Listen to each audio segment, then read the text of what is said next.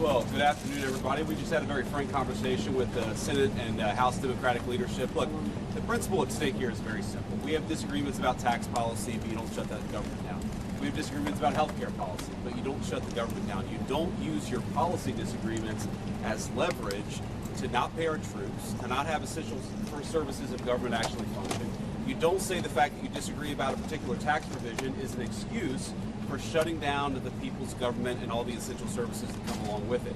If you look at what Chuck Schumer has said in the past consistently, it's whatever our disagreements are, let's negotiate with them.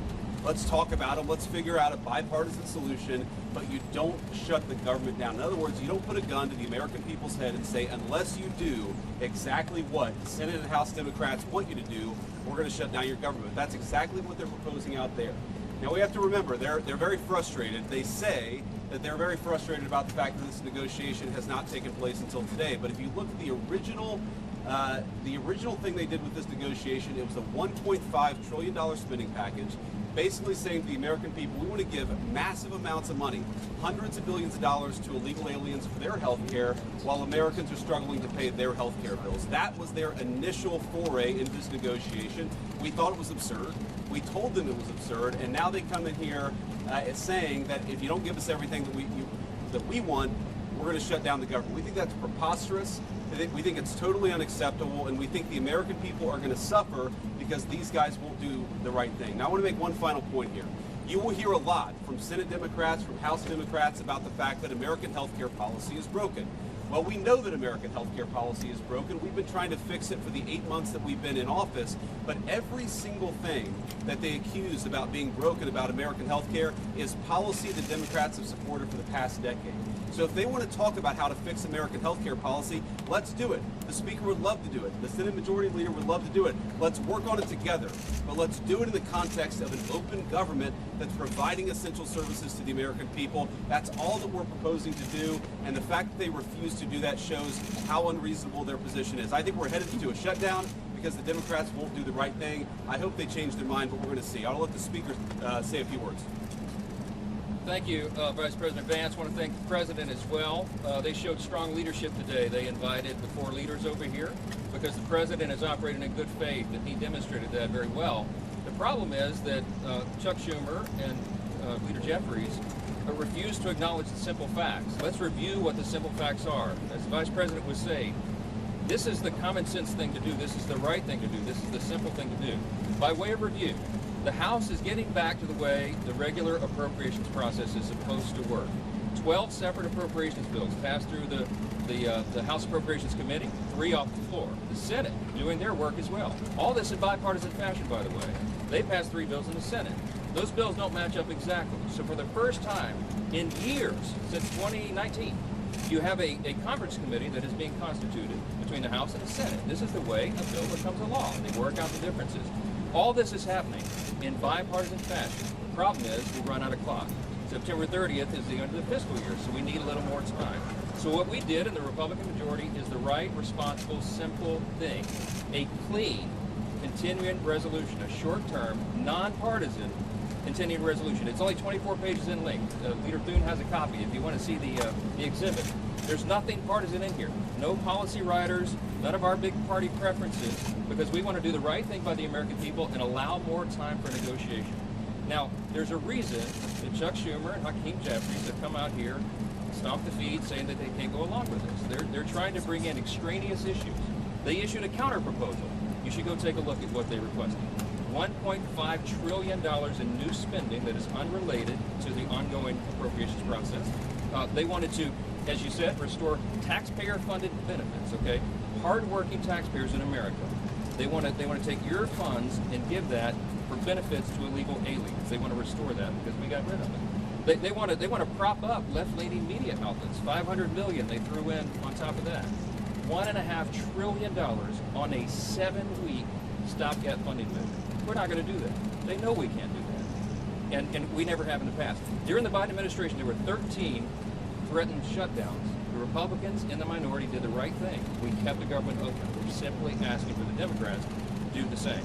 Again, I want to thank President Trump for the strong, solid leadership. He listened to the arguments, and they just wouldn't acknowledge the simple facts. I want to thank the Vice President here for showing his leadership as well. If the Democrats make the decision to shut the government down, the consequences are on them, and I think it's absolutely tragic. We've never said that was a good idea. We never believed it is. And I want you to remember, when we voted in the House, we passed it out of the House. The House has done its job. We did that almost 2 weeks ago. Every Democrat in the House except one voted to shut the government down. That is the record.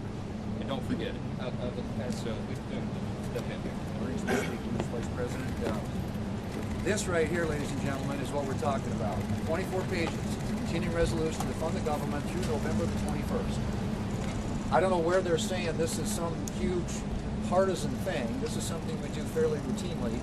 And when the Democrats had the majority on 13 different occasions, they had the majority, President Biden was in the White House, we passed continuing resolutions to fund the government.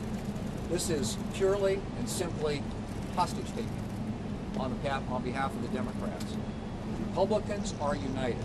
House Republicans, Senate Republicans, President Trump. The House has passed a clean funding resolution to fund the government until November the 21st. It's clean, it is bipartisan, and it is short term. But it gives us enough time to finish the appropriations process, which is the way we should be funding the government. So Republicans in the House, Senate, President united, they passed the bill. This is sitting right now at the Senate desk. We could pick it up and pass it tonight. We could pick it up and pass it tomorrow before the government shuts down. And then we don't have a government shutdown. It is totally up to the Democrats, because right now they are the only thing standing between the American people and the government shutting down. We're all in favor of funding the government. And this is something that's been done routinely 13 different times by the Democrats when they had the majority. So to me, this is purely a hostage-taking exercise on the part of the Democrats. We are willing to sit down and work with them on some of the issues they want to talk about, whether it's an extension of premium tax credits with reforms. We're happy to have that conversation.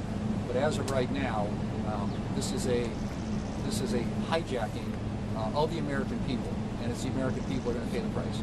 Can you Mr. Vice respond to President? Senator? Sure. We want to keep this government open. It is not good for the American people to have the government shut down for any period of time. We will manage it appropriately, but it is something that can all be avoided. It can all be avoided by accepting a reasonable position, which is what the House has passed and which sits at the Senate desk, which is to continue to fund the government with a short-term continuing resolution. It has never been a viewpoint that $1.5 trillion is a reasonable amount of spending to be included on a short-term CR. This is hostage-taking. It is not something that we are going to accept, and we hope that the Democrats come back from the brink, fund this government, and allow us to move forward. Thank you.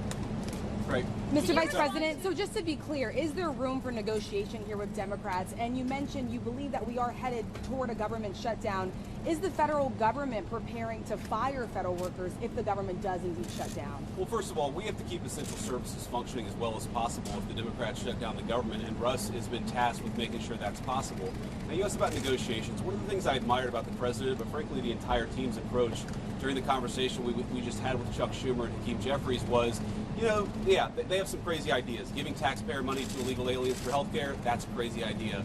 Funding transgender surgeries in Peru, that's a crazy idea. But they had some ideas that I actually thought were reasonable, and they had some ideas that the president thought was reasonable. What's not reasonable is to hold those ideas as leverage and to shut down the government unless we give you everything that you want. There were multiple times where Leader Jeffries or Leader Schumer would say, you know what, we should be doing this, and the President of the United States would say, yeah, absolutely, let's have that conversation, but we're going to do it in the context of the people's government being open. We're not going to let you take the people's government hostage and then give you everything that you want. And that's really the state of the negotiation. Yeah, let's have a conversation, let's have a negotiation, but we're not going to shut down the government because we won't give the Democrats everything that they want. Can you respond to what Senator Schumer said, that there were aspects about health care ending for certain people that the president was learning about for the first time at that meeting? And was the president open to a deal on the ACA subsidies? Well, I'm highly skeptical that the president was learning about it for the first time, thanks to Chuck Schumer. But what I will say is, look, we have put a $50 billion rural hospital fund into the big beautiful bill that we passed a few months ago, because we know that under Biden administration's policies, there are a lot of small town hospitals, a lot of rural health care that was getting shut down and that was struggling. We're trying to fix that problem. In fact, we're happy to work with Democrats to fix that problem. We want to work across the aisle to make sure that people have access to good health care. We are not going to let Democrats shut down the government, take a hostage, unless we give them everything that they want. That's not how the people's government has ever worked. That's certainly not how it's going to work under the Trump administration. This is very important on health care. Their counterproposal, what Chuck Schumer and Hakeem Jeffries are demanding, is that they claw back the $50 billion that we put into the rural hospital support structure. They want to take that back. We're not going to do that. We passed that because we have to allow for that. Also, if they shut the government down, not only are troops unpaid, federal workers, and all the services that everybody relies upon, but the WIC program, the nutrition program, women, infant, and children, they will not get that program, will not be funded. FEMA won't be funded. We have hurricanes off the coast of the United States right now. This is serious business. You have telehealth, you have mental health services, all that's funded by the government would stop if Chuck Schumer and Hakeem Jeffries and the Democrats have their way. The Democrat shutdown would be damaging for the country. We can't allow for it. Was there any mention of passing a shorter CR?